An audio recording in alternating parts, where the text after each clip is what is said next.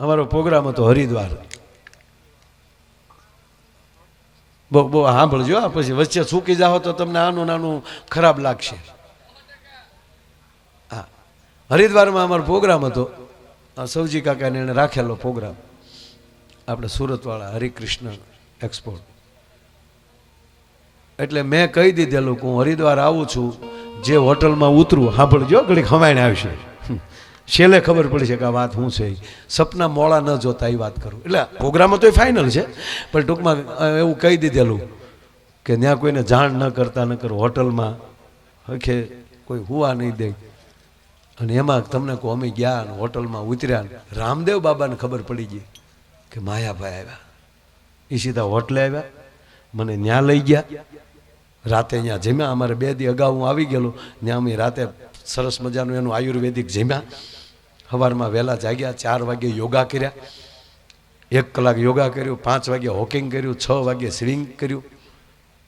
સવારમાં 7 વાગે પાછાનો આયુર્વેદિક નાસ્તો કરતા હતા. મોદી સાહેબનો ફોન આવ્યો બાબા રામદેવ ઉપર કે કેમ તમે કાલના ફોન નથી ઉપાડતા? તો કે માયાભાઈ આવ્યા છે. શું વાત કરો છો? ક્યારે આવ્યા હતા? કે રાતના આવી ગયેલા છે ને હજી રોકાવાના છે. તા કે એને રોકજો, હું આવું છું.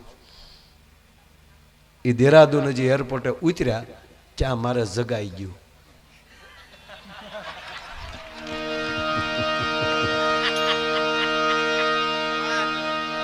પછી હું ઓશિકા ઉપર ખીજાણો, ઘડીક તો હુવા દીધો હોત તો સપનામાં તો ભેગા થઈ જાત. વાત હાથ છે. આ સંસાર ખોટો કે સપનું ખોટું, આમાં કઈ હળવું જે નહીં રે. આ સંસાર જાગે છે એ સાચું કે હુઈ ગયા પછી સપનું આવ્યું એ સાચું. એક માણસને સપનું આવ્યું, એક માણસને સપનું આવ્યું, સપનામાં પતંગિયું થઈ ગયું. આપણા પદ્મશ્રી ભીખુદાનભાઈ આ વાત કરે. માણસને સપનું આવ્યું, સપનામાં પતંગિયું થઈ ગયું. એ પતંગિયાને પછી નીંદર આવી, એને સપનું આવ્યું, એ માણા થઈ ગયો. આ સંસાર ખોટો કે સપનું ખોટું, આમાં કઈ હળવું જે નહીં રે. આ બધું એકવાર મૂકીને મારા તખતના ડોહડિયા કહે, પણ આવી લહેર ચાડે લાખ લાખ દરિયાની તો લૂંટતા રહેવું રે. મોજમાં રહેવું, મોજમાં રહેવું, મોજમાં રહેવું રે વાલીડા, મોજમાં રહેવું, મોજમાં રહેવું.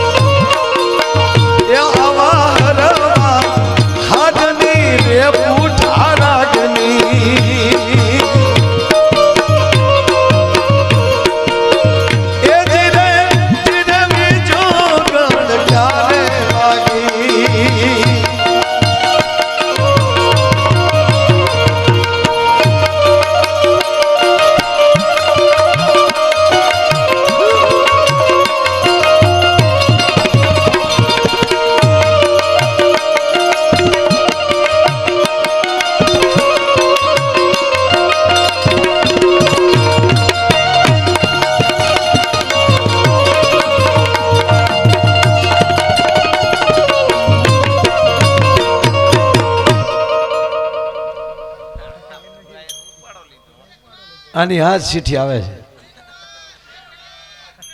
આવી જાય આવી જાય આવી જાય. હવે હવે આવે જ. હવે તો સવાલ નથી સાહેબ. ભૂરો હું ભૂરાને બાપાને આવવું પડે હવે તો. કારણ કે એટલા વાગ્યા હજી તમે બધા મોજથી બેઠા છો. હે અમને જો કેટલા બેઠા એ મહત્વ નથી, કેવા બેઠા એ મહત્વનું છે. હા જો અત્યારે જે બેઠા ને એ ખરા બેઠા છે. આ ભાઈઓ જે બાજુમાં ઊભા ને એ ખરા ઊભા છે. શું કામ કાવડા જાય તો હુવા ભેગા થાય. અરે એક જગ્યાએ મારો પ્રોગ્રામ તે 15 જણા એવા બેઠેલા 15 જણા. મેં કીધું 15 તો 15, બાકી હામાં અત્યાર સુધી બેઠા હોય તો આપણે એને આનંદ કરાવવો જોઈએ. મેં હવાર કર્યું. પછી મેં 15 ને પૂછ્યું મજા આવે ને? મને કે મજા હું તમારું કપાળ આવે, અમે મંડપવાળા છીએ.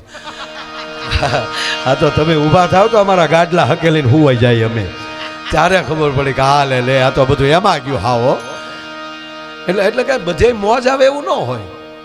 મોજ તો અંદરથી આવે ને, લહેર આવવી જોઈએ ને. ભાઈ મારે તમને ભૂરાની વાત કરવી છે સાહેબ. હવે ભૂરો લાવું? હા તો અત્યારે નહીં લાવું તો ઓલા પ્રોગ્રામમાં લાવી. નહીં અત્યારે લાવી તો સીતાકરમાં. મેં કીધું ને અહીંયા જો તમને એમ થાય કે આને તિલક કરેલું છે, ખોળામાં રામ નામ્યું છે, ભક્તિના ફુવારા ફૂટ્યા છે. રામ બરોબર કાંઈ નથી આવું. એની આજુબાજુ આટા મારો, યજ્ઞની પ્રદક્ષિણા કરો, એમાં આહુતિ આપો, એમાં હાથ ન નાખી શકાય. વાતો કરતા કરતા બે વાત તમને સારી કહી દઈએ ત્યારે અમને ટાટેક થાય. 150 જોક્સ બોલીએ ને તો તમને આનંદ આવે, મને આનંદ આવે, પણ અંદર એમ થાય કે ભાઈ મજા આવી, પણ એક એની અંદરથી વચ્ચેથી એક સારો મેસેજ નીકળી જાય. આખી વસ્તુ જુદી.